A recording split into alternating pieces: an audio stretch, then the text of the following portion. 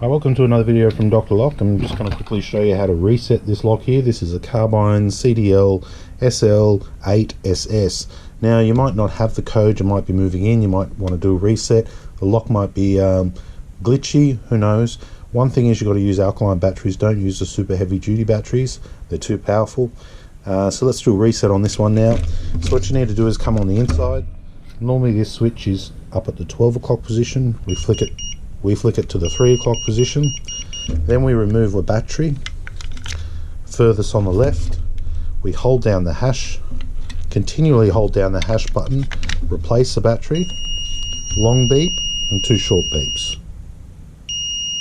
Or another beep. There you go. And that's now reset it to the factory. Let's try the factory. Oh, turn this one back to 12 o'clock position. Now the lock should be ready. The lock should now be ready to receive the new programming. Reset your master code, reset your user codes, and away you go.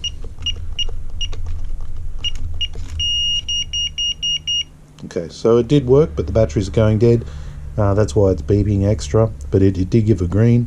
The factory reset code for this one is 12345. Sorry, factory code, master code is 123456. So you'd need to follow your instructions.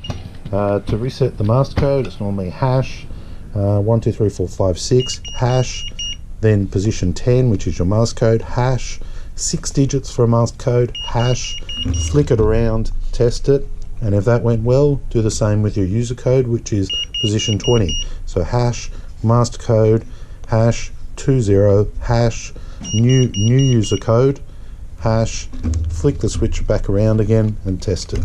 Okay, that's how you do a reset, and that's how you do a quick change combo on the Carbine CDL SL Carbine Digital.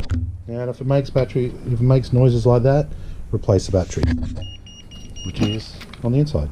Thanks for watching.